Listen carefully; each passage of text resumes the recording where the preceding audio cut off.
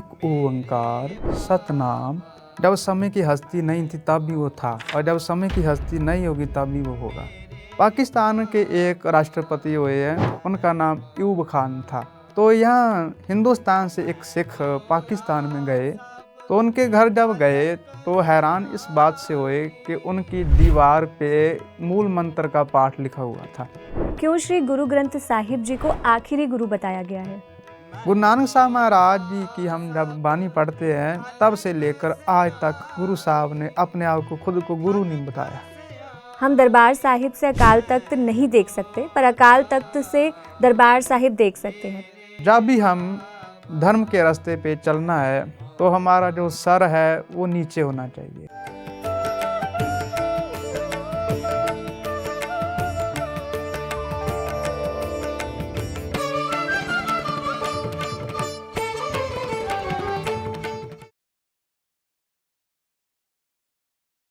जब जब इस लोक में अज्ञान का अंधेरा बढ़ता है, तब तब ज्ञान की रोशनी का दीपक जलाने के लिए संत महात्माओं और फकीरों का जन्म होता है।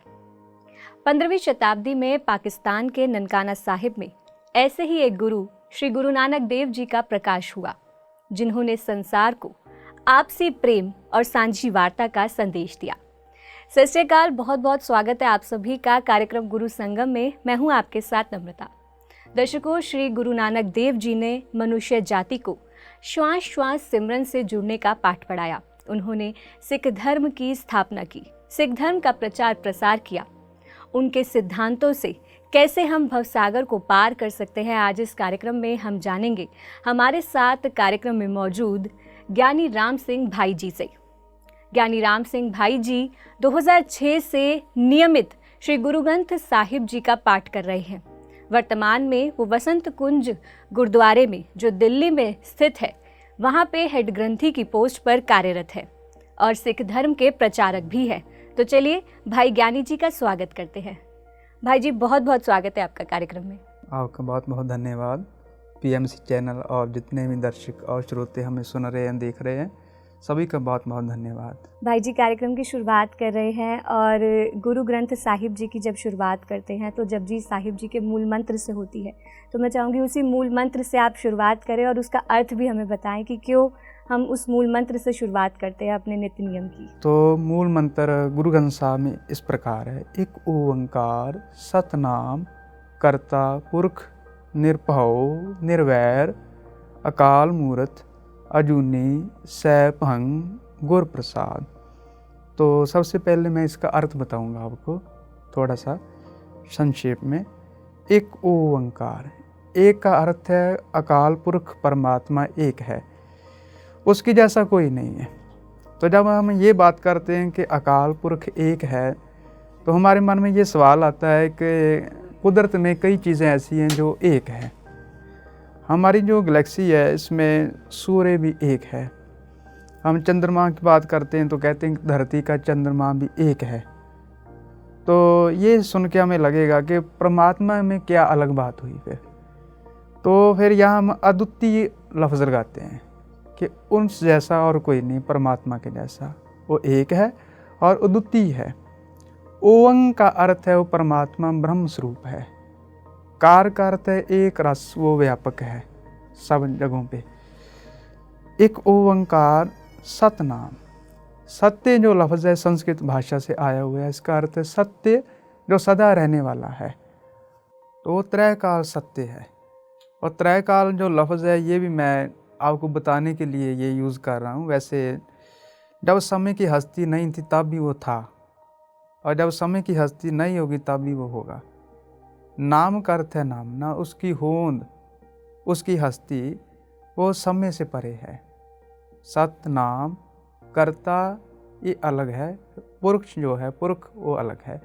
कर्ता का अर्थ है वो सब कुछ करने वाला है, उसने सब कुछ पैदा किया हुआ और अभी भी जो कुछ हो रहा है वो ही कर रहा है, उसकी रज़ा में हो रहा है, उसके हुक्म में हो रहा है। पुरख, पुरख का अर्थ है व्यापक, सब जगहों पे वो समाया हुआ है। कर्ता पुरख निर्भव, निर का अर्थ है रहत, भव का अर्थ है डर, वो डर से रहत है। जो जितने भी मनुष्य हैं या जितने भी जीव हैं, कहीं ना कहीं उनके मन में या उनके अंदर डर भावना है, पर परमात्मा में डर भावना है ही नहीं। निर्भव, निर्वैर, वैर का अर्थ है ईर्ष्या। वो परमात्मा ईर्ष्या से रहता है, उसके मन में ईर्ष्या नहीं है। इंसान चाहे उसको कुछ को बोले, गाली निकाले, चाहे अपना विरोध जाहिर करे कि मुझे जीवन अच्छा नहीं मिला, मेरे साथ अच्छा नहीं हुआ, जो मैंने मेहनत की उसका मुझे अच्छा फल नहीं मिला, परमात्मा कोई गिला नहीं करता, उसके ऊपर शिकवा नहीं करता। जहाँ आगे से उसको कोई सज़ा नहीं देता, बदले की भावना नहीं उसमें। निर्वैर, अकाल मूर्त, मूर्त का अर्थ है हस्ती, अकाल का अर्थ है समय से रहित। संस्कृत का जो शब्द है काल, काल का अर्थ है समय। वो परमात्मा अकाल है, काल के अगेतर एड़ा लगा हुआ अकाल। वह जो परमात्मा है काल से रहित है, समय से रहित है, उसकी हस्ती समय से परे है। अजूनी, वह परमात्मा जूनों से रहते हैं। सैभंग, सैभंग जो लफ्ज़ है ये स्वयं भू से बना हुआ है। स्वयं का अर्थ है अपने आप, भू का अर्थ है प्रकट होना, प्रकाशित होना या पैदा होना। वह जो परमात्मा है अपने आप से ही प्रकाशित हुआ, प्रकट हुआ। उसकी आरंभता नहीं हुई, शुरुआत नहीं हुई, बल्कि इस कुदरत के सन्मुख जो है प्रकट हुआ, वो प्रकाशित हुआ। ये जो कुदरत है, कायनात है, ये परमात्मा का ही एक स्वरूप है। गुरु ग्रंथ साहिब जी में परमात्मा के दो स्वरूपों की बात आती है, एक तो निर्गुण है, एक सरगुण है। निर्गुण का अर्थ है जो माया के 3 गुणों से रहते हैं, सतोगुण, तमोगुण और रजोगुण। रजो, तमो और सतो। रजगुण जो है, इसमें जो मनुष्य है वो निरंतर चलते रहते हैं, वो रुकने का नाम ही नहीं लेते। और जो तमोगुणी जीव हैं वो अंधेरे में अपना जीवन व्यतीत करते हैं। उनको ना तो अपने जीवन का लक्ष्य पता होता है और ना उनको ये पता होता कि हम किस लिए इस दुनिया में आए हैं। वो तमोगुणी जीव हैं। और एक है सतोगुण, माया का ये तीसरा गुण है। इन 2 गुणों से उत्तम है, पर ये भी जो है माया का एक गुण है।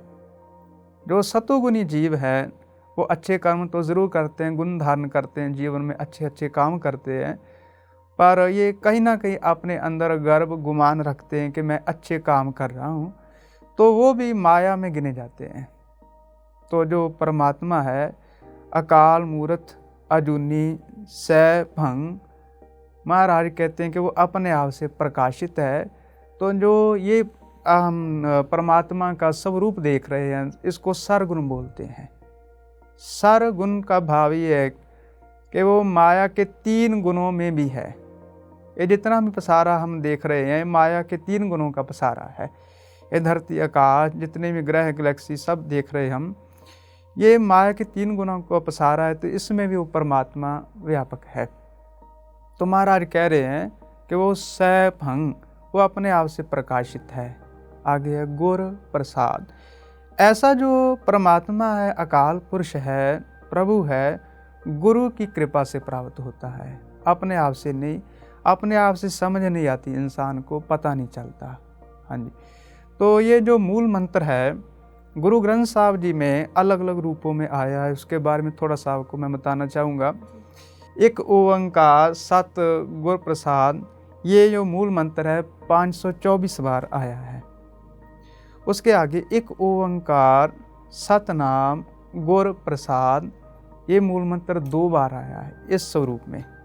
आगे एक ओंकार, सतनाम, कर्ता पुरख, गुर प्रसाद, इस रूप में मूल मंत्र जो है 9 बार आया गुरु ग्रंथ साहिब में। फिर विस्तार सहित एक ओंकार से लेकर गुर प्रसाद तक, जो मैंने आपको पहले बताया अर्थ किए, एक ओंकार, सतनाम, कर्ता पुरख, निर्भव, निर्वैर, अकाल मूर्त, अजूनी, सैभंग, गुर प्रसाद, इस रूप में 33 बार गुरु ग्रंथ साहिब में ये मूल मंत्र आया है। तो जब भी हम गुरु ग्रंथ साहिब जी को पढ़ते हैं, शुरुआत करते हैं, तो यहीं से गुरु ग्रंथ साहिब जी की शुरुआत होती है।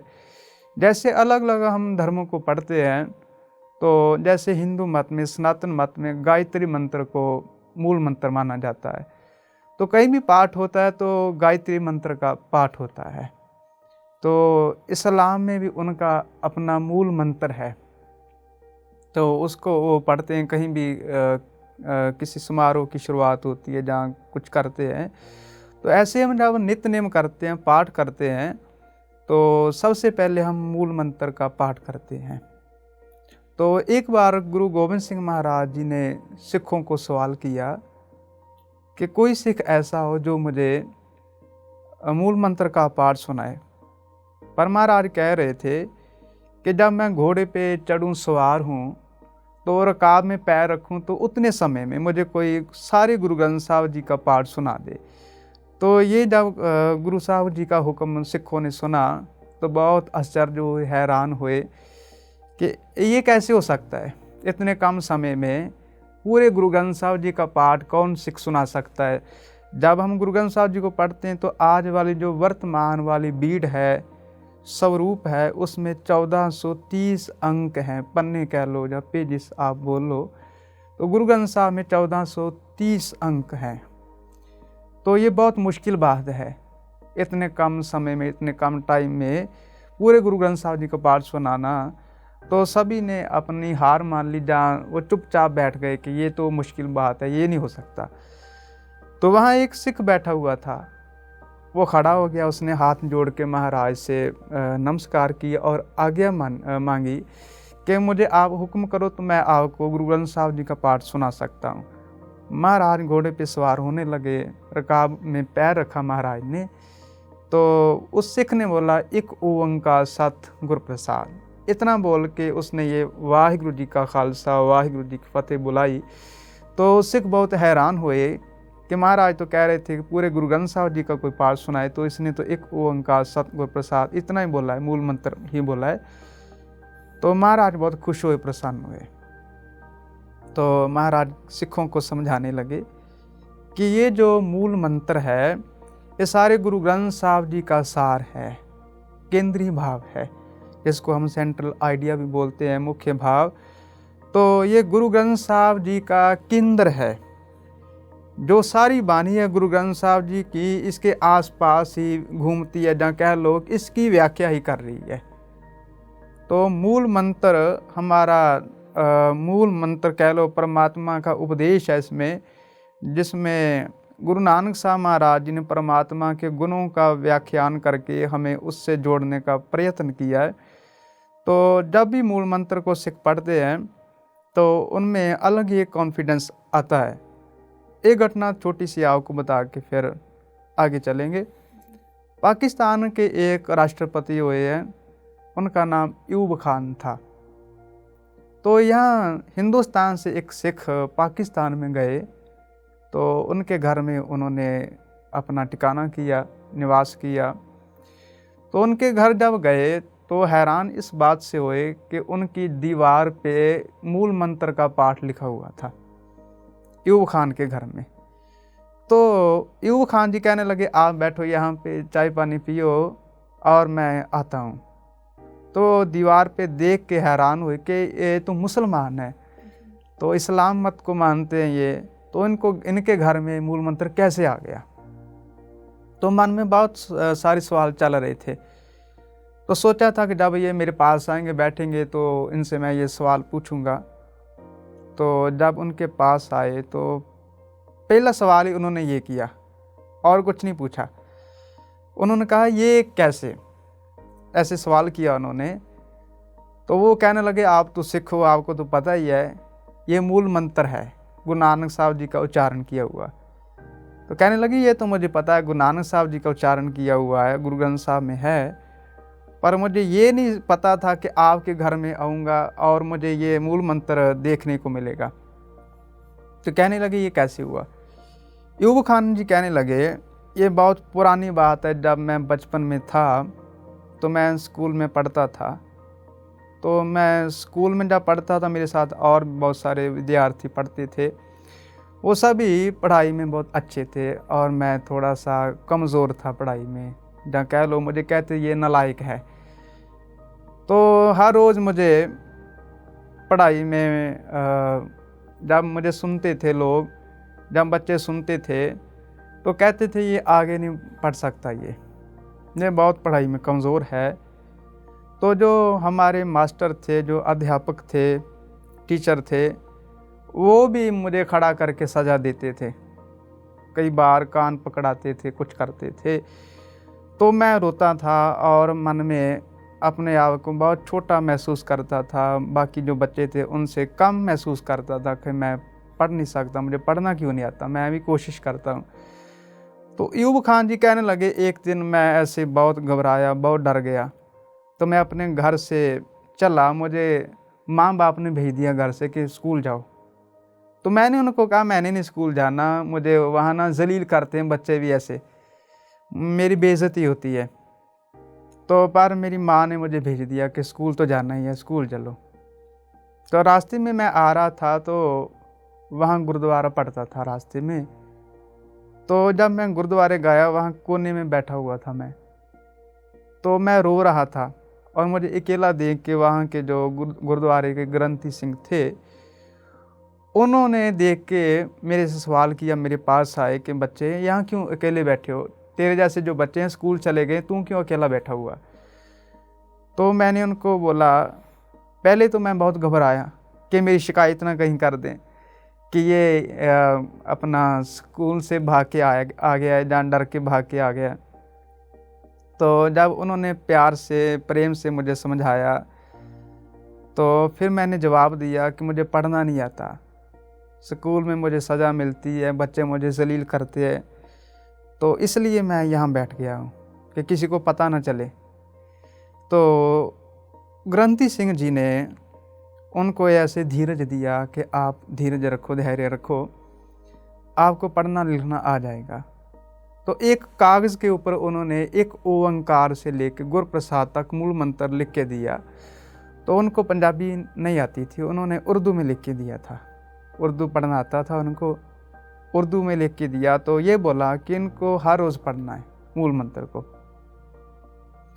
तो आपको पढ़ाई आ जाएगी, पढ़ना आ जाएगा। यूब खान जी कहने लगे कि हर रोज़ मैं वो मूल मंत्र पढ़ता था, मेरे में वो हिम्मत आने लगी, कॉन्फिडेंस आने लगा कि मैं भी इन बच्चों जैसे पढ़ सकता हूँ, मैं भी इनसे कोई कम नहीं हूँ। तो जब भी मैं स्कूल जाता था फिर मैं धीरे धीरे पढ़ने लगा, तो पढ़ाई में मैं इतना अच्छा हो गया, आज मैं आपके सामने हूँ, पाकिस्तान का राष्ट्रपति मैं बन गया हूँ। तो मैं अपने पिछोकड़ को, बैकग्राउंड को भूलता नहीं हूँ, बचपन को भूलता नहीं हूँ। इस मूल मंत्र की बदौलत ही आज मैं यहाँ तक बैठा हुआ हूँ।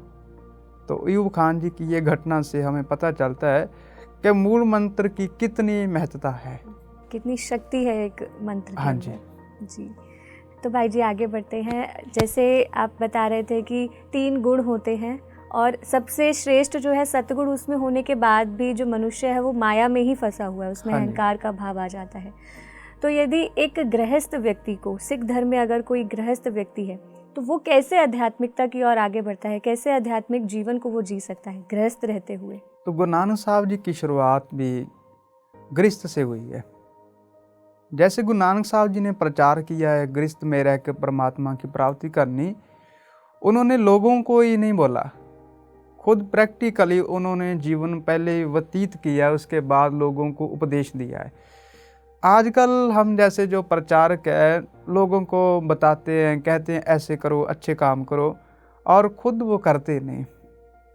तो गुरु नानक साहब जी एक ऐसे प्रचारक भी थे, गुरु भी थे, जिन्होंने पहले आप वो ज़िंदगी व्यतीत की, वैसे बने, और दोनों जो लोगों को फिर उसके बाद उपदेश दिया। तो आपने ये सवाल किया गृहस्थ में रह के कैसे परमात्मा की प्राप्ति कर सकते हैं, ना इस मार्ग पे कैसे हम चल सकते हैं। तो गुरु नानक साहब जी जब उदासियाँ करने के लिए निकले तो उनको यही सवाल किया गया था। गुरु नानक साहब जी ने 3 उदासियाँ की है, प्रोफेसर साहिब सिंह जी के अनुसार, और प्रिंसिपल सतबीर सिंह जी ने 4 उदासियों का जिक्र किया है। तो गुरु नानक साहब जी जब उदासियाँ करते करते सुमेर पर्वत पे गए, एक बहुत ऊंचा पर्वत है, वहाँ सिद्ध लोग, जोगी लोग ऊपर बैठ के तपस्या करते थे। तो कई साल हो गए थे उनको वहाँ तपस्या करते हुए। तो गुरु नानक साहब जी जब भाई मर्दाना जी के साथ वहाँ पहुँचे तो उन्होंने बहुत सारे सवाल किए। तो गुरु नानक साहब जी को पहला सवाल उन्होंने ये किया कि यहाँ कैसे पहुँच गए आप, ये तो बहुत ऊंचा पर्वत है, कोई ना कोई आपके पास शक्ति ताकत होगी जिसके आधार पे आप यहाँ पहुँच गए हो। तो गुरु नानक साहब जी ने कहा कि मेरे पास वो कोई ताकत नहीं है जो आप समझते हो, मेरे पास शब्द की कमाई है, परमात्मा के नाम की कमाई है, ताकत है, जिसके आधार पे मैं यहाँ पहुँचा हूँ। तो उन्होंने ये सवाल किया कि आपने तो गृहस्थ धारण किया है। तब तो गुरु नानक साहब जी ने उदासियों वाला बाना लिबास पहना हुआ था, तो उनको ये लगा पहले कि ये हमारे जैसे हैं, उदासी है, घर से ये विरक्त होंगे, दुनिया से विरक्त होंगे, अतीत रहते होंगे। गुरु नानक साहब जी से उन्होंने सवाल किया कि गृहस्थ में रह के कैसे परमात्मा की प्राप्ति कर सकते हैं। तो गुरु नानक साहब जी ने उनको जवाब दिया, जैसे जल में कमल निरालम मुरगाई नैसाने, सुरत शब्द भाव सागर तरिय नानक नाम वखाने। जैसे कीचड़ में आप देखते हो कमल का फूल होता है, तो ये जो दुनिया है कीचड़ की तरह है, यहाँ अच्छे लोग भी रहते हैं, यहाँ बुरे लोग भी रहते हैं। तो महाराज कहते हैं जैसे कमल का फूल कीचड़ से ऊपर उठ के रहता ना, ऐसे दुनिया में अपना जीवन व्यतीत करना है। दूसरी उदाहरण महाराज ने फिर दी है, जैसे जल में कमल निरालम मुर्गाई नैसाने। जैसे नदी में एक मुर्गाबी जीव है वो रहता है। मुर्गाबी आबी जो लफ्ज़ है अरबी का लफ्ज़ है, आब से आबी बना, आब का अर्थ है पानी, आबी का अर्थ है जो पानी में रहने वाला जीव है, मुर्गाबी, मुर्गाई कह लो। तो वो पानी में रहता है, तो उसके पंखों में परमात्मा ने ऐसी ताकत दी है, जब पानी में वो रहता है तो उसके पंखों के ऊपर पानी नहीं लगता, पंख उसके भीगते नहीं, जब भी पानी लगता है तो पानी नीचे बह जाता है। तो महाराज कहते हैं दुनिया में ऐसे रहना है जैसे मुर्गाई पानी में रहती है। आपके मन के ऊपर कई तरह से प्रभाव पड़ेगा माया का, जहाँ आपके शरीर के ऊपर भी प्रभाव पाने का माया यत्न करेगी, पर इस तरह से माया से संसार के विकारों से बचना है जैसे एक मुर्गाई पानी से बची रहती है।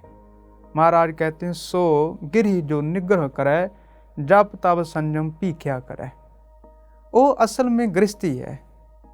सो गिरही जो निग्रह करे, जो अपने मन को रोक के रखता है विकारों से, माया के प्रभाव से, जप तप संयम पीख्या करे। महाराज योगी लोगों को समझा रहे हैं, सिद्ध लोगों को समझा रहे हैं, आपके पास बहुत रिद्धियां सिद्धियां हैं, आप उनका गर्व भी बहुत करते हो, लोगों को डराते भी हो। दूसरी तरफ आप उनके घरों में जाके भिक्षा भी मांगते हो, जिनको आप डराते भी हो और नीचा भी दिखाते हो। तो उनके घर में अपनी झोली फैला के मांगते भी हो। तो महाराज कहते हैं ये कहाँ का धर्म है। एक तरफ आप अपने आप को बहुत ऊंचे महापुरुष समझते हो, दूसरी तरफ आप खुद भी अपनी कृत कमाई नहीं करते, खाने का प्रबंध भी नहीं कर सकते, गृहस्थी लोगों के घर में जाके आप मांग रहे हो खाना भी। तो महाराज कह रहे हैं जप तप संयम पीख्या करे।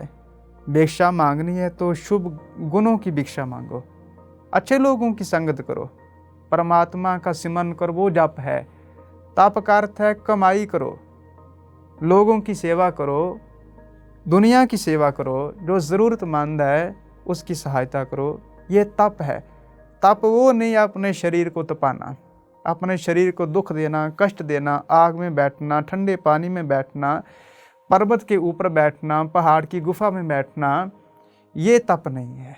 गुरु नानक साहब जी ने ये जो तप बताया है, दुनिया की इस कायनात की सेवा करनी, जप तप संयम पीख्या करे, ये भिक्षा बनाओ इसको। पुण्य दान का करे शरीर, सो गिरही गंगा का नीर।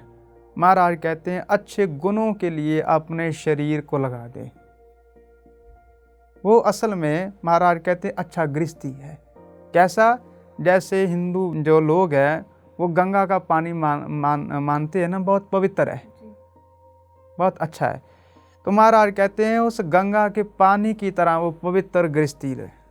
भाई जी, गुरुमुख और मनमुख का अर्थ अगर समझना चाहे तो क्या इन दोनों शब्दों का अर्थ क्या होता है और कैसे संगत के कारण एक मनुष्य के जीवन में परिवर्तन आता है? क्या असर दिखता है संगत के कारण उस व्यक्ति पर?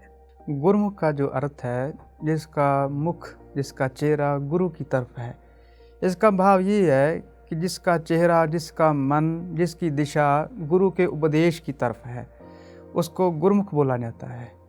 और इतना ही नहीं, जो गुरु के उपदेश के ऊपर चलता है, अमल करता है, उसको गुरुमुख बोलते हैं। और मनमुख का अर्थ है जो मन के पीछे चलता है, और मन में कोई अच्छे ख्याल भी आते हैं, कई बार बुरे ख्याल भी आते हैं, तो हम उन विकारों में चलते हैं। मन में जो विकार आते हैं कई बार उधर भी चले जाते हैं, जो अच्छा कोई आता है कई बार उधर भी चले जाते हैं, तो वो हमारा जीवन वहीं खड़ा रहता है, आगे नहीं हम चल पाते। तो गुरुमुख जो है वो गुरु के उपदेश के ऊपर चलता है, और गुरु कभी भी बुरा काम करने के लिए हमें नहीं कहता और ऐसा उपदेश नहीं करता गुरु। तो गुरबानी में गुरुमुख के ऊपर बहुत सारा उपदेश दिया गया कि कैसे गुरुमुख बन सकते हैं। भगत कबीर साहिब जी जो बनारस के रहने वाले थे, उनकी बानी भी गुरु ग्रंथ साहिब जी में है। तो उन्होंने संगत के बारे में बहुत सारा उपदेश दिया अपनी बानी में। तो उन्होंने गुरुमुख के बारे में बताया है, और उन्होंने ये बोला है कि जैसे एक जंगल में वृक्ष होता है बावन चंदन, तो उसमें बहुत ज़्यादा सुगंधी होती है, तो उसके आसपास जितने भी वृक्ष हैं वो भी सुगंधित हो जाते हैं। पर दूसरी तरफ एक बांस का भी वृक्ष होता है, बांस में अंदर खोट होती है, तो उसमें वो सुगंधी समा नहीं पाती। इसी तरह से गुरु जो है एक सुगंधी की तरह है। तो गुरु के उपदेश की सुगंधी हम लेते हैं, पर कई जो मनमुख लोग हैं, साकत लोग हैं, जो वो गुरु का उपदेश नहीं धारण कर पाते, उनके अंदर खोट जो है वो बनी रहती है। वो अपनी मन की मर्जी करते हैं और अपने आप को चतुर समझते हैं, चालाक समझते हैं, सियाना समझते हैं, जिसके कारण कभी भी वो गुरु की बानी पढ़ते नहीं हैं, सुनते नहीं, उसको ग्रहण नहीं करते। तो बाबा कबीर साहब जी कहते हैं, कभी चंदन का बिरवा पला, बेड़ो टाग पलास, ओए भी चंदन होए रहे बसे जो चंदन पास।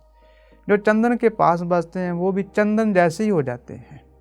इसलिए बाबा जी कहते हैं, कभी संगत करिए साध की, अंत करे निर्वाह, साकत संग न कीजिए जाते हुए बिना।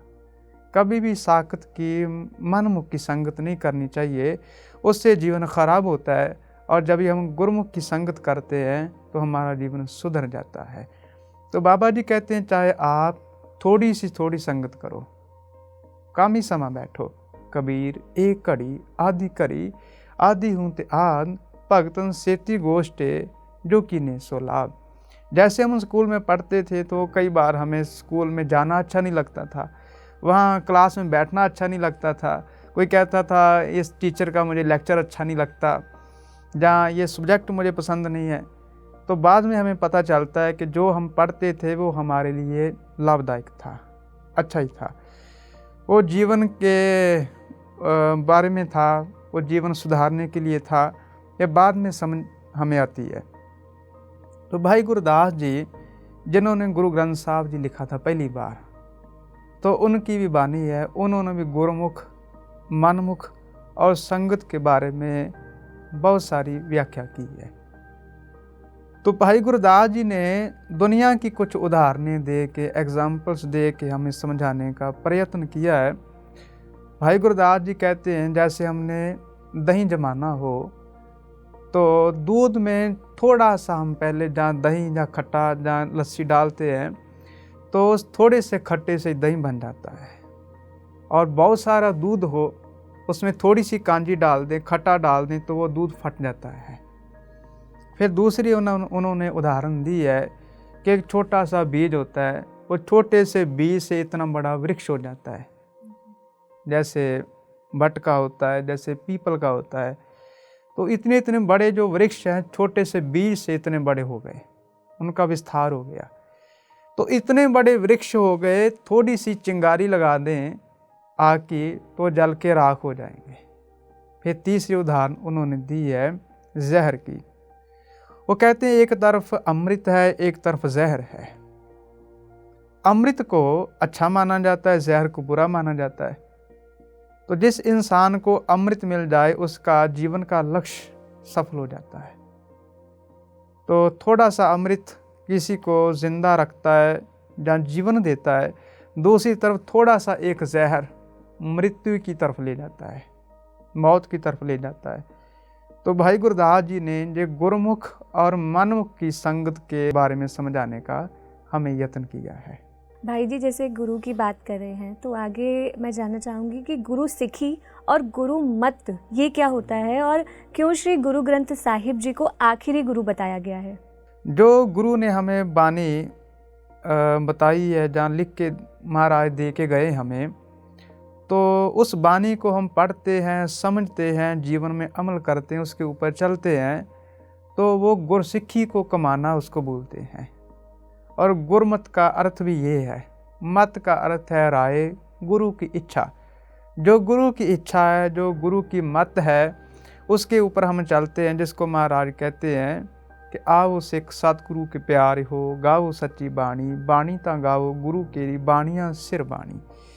ये बानी जो है सबसे श्रेष्ठ बानी है। ये बानी जो है किसी आम इंसान की लिखी हुई नहीं, उच्चारण की हुई नहीं है। तो इस बानी में निरोल उस ब्रह्म की विचार है। किसी मनुष्य के साथ जोड़ने को महाराज ने नहीं कहा, जोड़ने के लिए नहीं कहा। तो अकाल पुरुष से जोड़ने के लिए ये बानी है। तो इस बानी को भी महाराज ने आद बानी बोला। ये आद से है, शुरू से है। ये बानी भी कभी ख़त्म नहीं होगी। दूसरा सवाल आपने मुझे ये किया है कि गुरु गोविंद सिंह महाराज जी ने गुरु ग्रंथ साहिब जी को ही क्यों आखिरी गुरु बताया है, या गुरु ग्रंथ साहिब जी को क्यों गुरगद्दी दी है। गुरु नानक साहब महाराज जी की हम जब बानी पढ़ते हैं तब से लेकर आज तक गुरु साहब ने अपने आप को खुद को गुरु नहीं बताया, गुरु नहीं बोला। शरीर कभी गुरु नहीं हो सकता।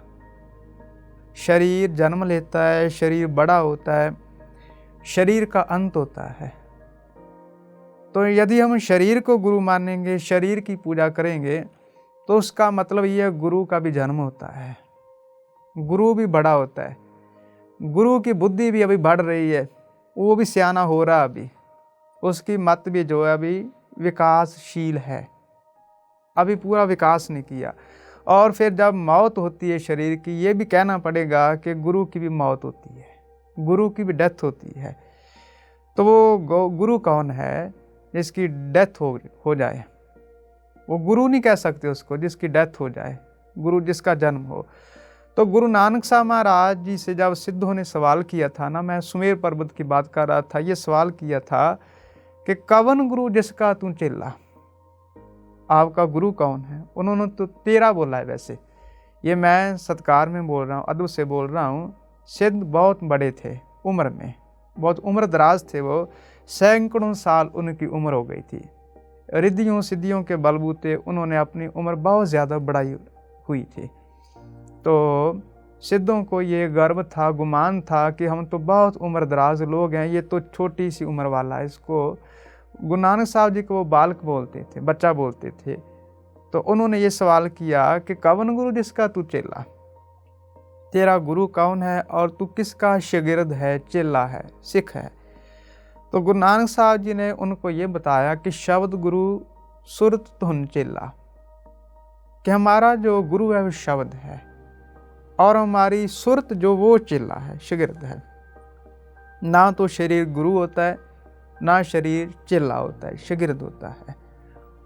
तो ये यहाँ पे शब्द और सुरत का सुमेल है, संगम है।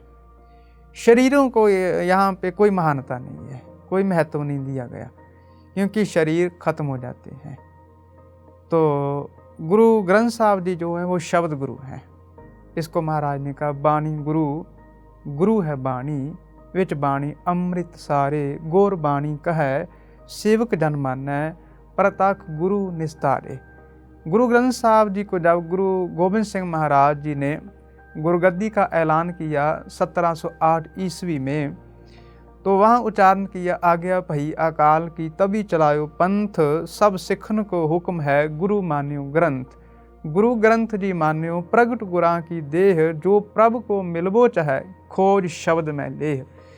कि जो परमात्मा को मिलना चाहता वो गुरु ग्रंथ साहब जी की बानी पढ़े, और मेरे शरीर छोड़ने के बाद किसी देहधारी को, शरीर वाले को गुरु नहीं मानना, चाहे वो कितना ही अच्छा क्यों ना हो, ऊंची अवस्था वाला हो, तो उसको गुरु नहीं मानना। गुरु ग्रंथ साहब जी को गुरु मान के उनको ही नमस्कार करनी, गुरु ग्रंथ साहब जी की बानी को ही पढ़ना, उसका ही प्रचार करना।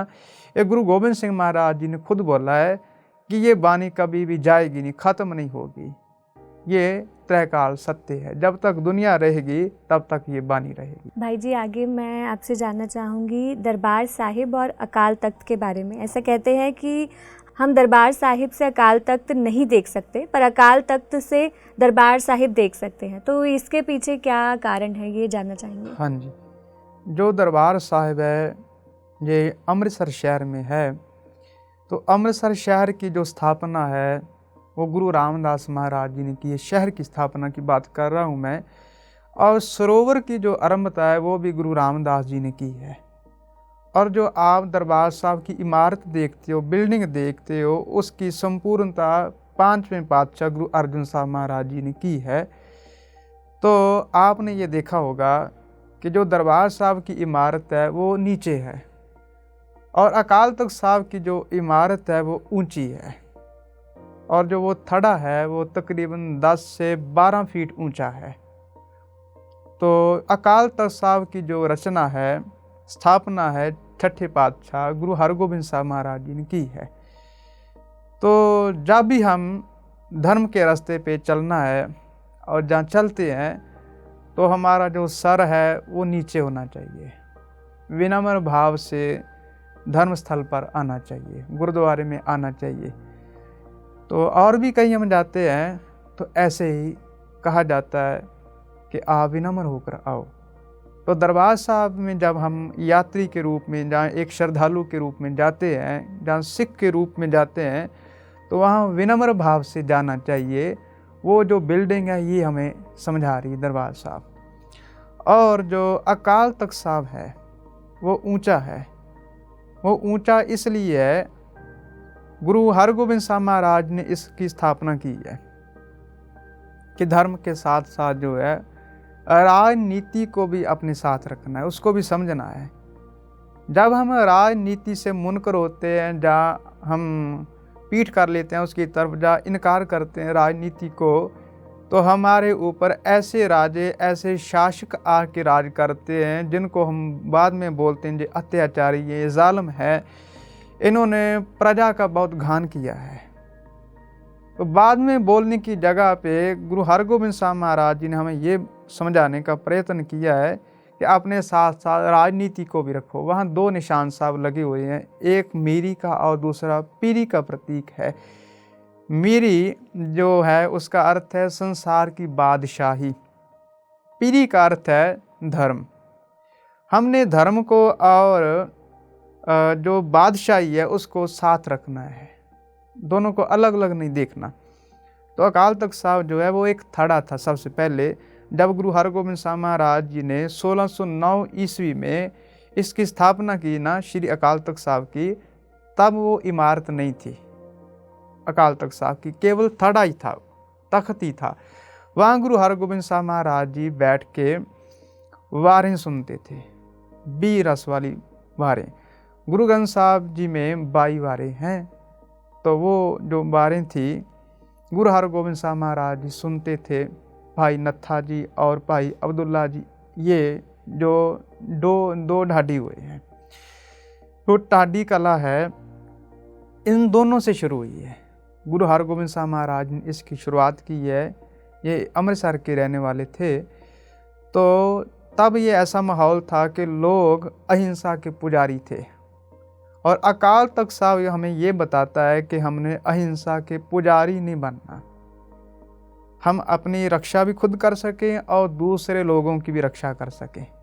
वो राजनीति का प्रतीक है, एक तख्त है, और तख्त और गुरुद्वारे में थोड़ा सा अंतर है। वो राजनीति का उपदेश दे रहा हमें अकाल तख्त साहब, और दरबार साहब जो है हमें धर्म का उपदेश दे रहा है। और ऊंचे तख्त के ऊपर बैठ के भी धर्म को याद रखना। आपने ये सवाल किया ना कि अकाल तख्त साहब से दरबार साहब की इमारत नज़र आती है, अंदर जो प्रकाश गुरु ग्रंथ साहब जी का होता है वो नज़र आता है, और दरबार साहब से अकाल तख्त साहब की इमारत नज़र नहीं आती। जब भी किसी को ऊंचा तख्त मिलता है, कोई ओहदा मिलता है, तख्त मिलता है, तो लोग जो हैं अक्सर वो अपने आप को भूल जाते हैं, अपनी बैकग्राउंड भूल जाते हैं। तो महाराज ने ये समझाने का प्रयत्न किया है कि धर्म को साथ लेकर चलोगे तो कभी अत्याचारी नहीं होंगे आप, कभी किसी के ऊपर जुल्म नहीं करोगे। लोग जो है धर्मी तो हो जाते थे पहले, लोग दूसरी तरफ धर्मी हो जाते थे पर राजनीति को त्याग देते थे, फिर वो दोनों ही मार खाते थे। धर्म वाले भी मार खाते थे और जो दूसरे राजे थे वो भी धर्म से मुनकर होकर अत्याचारी हो जाते थे। इसलिए दरबार साहब और जो अकाल तख्त साहब की इमारत है हमें राजनीति और धर्म का उपदेश देते हैं। जी, दोनों को बैलेंस करना हाँ बहुत जी। ज़रूरी है। भाई जी, अभी जैसे आप बता रहे थे कि जब गुरुद्वारे में जाते हैं तो सर झुका के जाते हैं। हाँ जी। एक और चीज़ गुरुद्वारे में जाते हुए ये ध्यान रखनी होती है कि संगत में नंगे सिर नहीं बैठते हैं। हाँ जी। तो ऐसा क्यों है, इसके पीछे क्या महत्व है, और संगत से पहले पंगत को क्यों महत्व दिया जाता है? पहला सवाल ये आपने किया है कि गुरुद्वारे में जब हम जाते हैं तो सर क्यों ढकते हैं। एक तो इसका कारण ये है कि सर ढकना एक अदब की निशानी है। जब भी हम पहले का हिंदुस्तान देखते हैं तो सभी लोग अपना सर ढकते थे, जहाँ अच्छा पहरावा लिबास पहनते थे।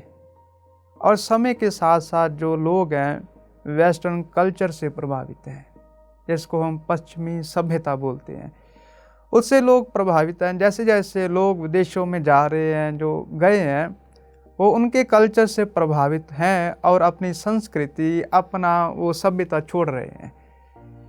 तो पहले सभी लोग सर ढकते थे, और ख़ास तौर पे गुरुद्वारे में ये गुरु साहब की हिदायत थी, हुक्म था कि जब भी आपने गुरुद्वारे आना है तो अपना सर ढकना है। ये एक अदब की निशानी है और विनम्रता की निशानी है।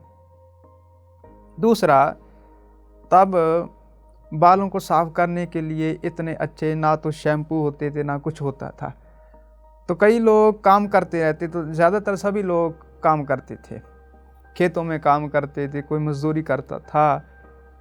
तो जो भी लोग सिख बनते थे, जहाँ संगत रूप में आते थे, हो सकता है किसी के बालों में कोई जुएं पड़ी हो, कुछ पड़ा हो, तो वो संगत में जब माथा टेकते तो वहाँ ना गिरे, एक सफाई के लिए भी है। हाँ जी। जी, और भाई जी, पंगत का संगत से पहले क्यों महत्व दिया जाता है? हाँ जी। तीसरे पातशाह गुरु अमरदास महाराज जी हैं, तो गोविंदवाल साहब में गुरु अमरदास महाराज जी का निवास स्थान था। तो उनके दर्शन करने के लिए एक बार अकबर राजा आया, अकबर बादशाह आया। तो अकबर बादशाह ने बहुत गुरु अमरदास महाराज जी की स्तुति सुनी थी कि गुरु अमरदास महाराज जी बहुत अच्छे अच्छे काम करते हैं, अच्छा उपदेश देते हैं, और जो लोग पछड़े हुए हैं उनको भी अपने साथ जोड़ते हैं, तो किसी के साथ वितकरा भेदभाव नहीं करते। तो अकबर राजा जब आया तो गुरु साहब ने उनको उपदेश किया, हुक्म किया कि मेरे से जो मिलना है उससे पहले आप पंगत में बैठ के खाना खा के, लंगर छक के, प्रसादा छक के, उसके बाद ही आपकी मेरे से भेंट हो सकती है, मिलाप हो सकता है। क्योंकि जब भी हम संगत में आते हैं तो कई बार दूर से चल कर आते हैं। पहले लोग बहुत ज़्यादा सफ़र तय करके आते थे और उसके बाद गुरु साहब का दर्शन करते थे, और महाराज बोलते थे इतना सफ़र तय करके आप आए हो तो पहले आप अपने खाने की जो भूख है वो मिटा लो। क्योंकि आप जब संगत में बैठोगे मन में यही चलता रहेगा कि मुझे भूख लगी है, प्यास लगी है, तो आपका मन भी एकाग्रचित्त नहीं होगा। तो मन की एकाग्रता के लिए ये बहुत ज़रूरी है कि हम हल्का फुल्का पहले खाना खाएं, प्रसादा छकें, उसके बाद संगत में बैठ के गुरबानी को सुने, जो व्याख्यान हो रहा उसको सुने, पाठ को सुने, गुरु साहब जी का उपदेश सुने। भाई जी, तो अभी तक हम चर्चा कर रहे थे गुरुद्वारे के बारे में, आपने बताया गुरु के बारे में आपने बताया, तो आगे मैं आपसे ये जानना चाहती हूँ कि गुरु ग्रंथ साहिब जी के हुक्म अनुसार चलकर कैसे हम माया से बच सकते हैं, कैसे भौतिक चीज़ों का हम प्रयोग करना सीख सकते हैं। तो जितनी भी हम ये स्थूल चीज़ें देख रहे हैं, तो भक्तों ने सभी ने इन चीज़ों को मांगा है, क्योंकि गुरु ग्रंथ साहब जी, गुरु नानक साहब जी गृहस्थ जीवन की बात करते हैं। तो यदि हमने गृहस्थ को धारण करना है तो उसके लिए बहुत ज़रूरी है, हमें खाने पीने के लिए सभी चीज़ें चाहिए, पहनने के लिए लिबास कपड़े चाहिए, रहने के लिए घर चाहिए, और किरत कमाई भी बहुत ज़रूरी है। तो हमारा जीवन तो भौतिक चीज़ों से जुड़ा हुआ है, तो इससे हम जीते जी जब तक ज़िंदगी है, इस दुनिया में हैं, संसार में हैं, इनसे छूट नहीं सकते, जहाँ इनके बिना गुजारा नहीं हमारा। तो ये बहुत ज़रूरी है, लाजमी है। तो पहले मैं आपको बताऊं, भक्तों ने भी मांगी हैं ये चीज़ें। जब हम भगत धन्ना जी का शब्द पढ़ते हैं, गोपाल तेरा आरता, जो जन तुमरी भगत करनते, तिनके काज सवारता, दाल सींधा मांगों घियो, हमरा खुशी करे नित जियो, पनिया छादन नीका, अनाज मंगों सत सीका, गऊ भैंस मंगों लावेरी, एक ताजन तुरी चंगेरी, घर की गीहन चंगी, जनता ना लेवे मंगी। उन्होंने सभी चीज़ों को मांगा है। मुझे दालें भी चाहिए, मुझे घी भी चाहिए, मुझे कपड़े भी चाहिए, अच्छी मुझे गृहिणी भी चाहिए, अच्छी पत्नी भी चाहिए। उन्होंने सभी को मांगा है। वो परमात्मा के आगे झोली फैलाकर कह रहे, विनती कर रहे हैं कि मैं तेरा आरता हूँ, मैं तेरा भिखारी हूँ, तो मुझे ये भक्ति करने के लिए चाहिए। क्योंकि महाराज कहते हैं, भूखे भगत न की जाए, यह माला अपनी ली जाए। भूखे पेट भक्ति भी नहीं हो सकती। जब तक हमारा शरीर ये तंदुरुस्त है, स्वस्थ है, तब तक ही हम अच्छे काम कर सकते हैं। यदि हमारा ये शरीर ही तंदुरुस्त नहीं है, निरोगी नहीं है, तो हम कैसे अच्छे काम करेंगे, कैसे भक्ति करेंगे। इसीलिए पूरे गुरु ग्रंथ साहब जी में बार बार भक्तों ने इन चीज़ों को भी मांगा है।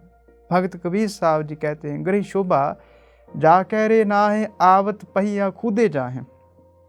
जिनके घर में शोभा भाव ये भौतिक चीज़ें नहीं है, तो हमारे घर में गेस्ट आए, मित्र आए, दोस्त आए, तो वो वैसे ही चले जाएंगे। वो तो हम उनको कुछ खिलाएं नहीं, पिलाएं नहीं, उनकी कोई सेवा नहीं करें, उनका अदब भाव ना करें, तो वो तो फिर ऐसे ही चले जाएंगे। भक्त कबीर साहब जी इसलिए बोल रहे हैं, गृह शोभा जा कह रे ना है, आवत पहिया खुदे जाहें।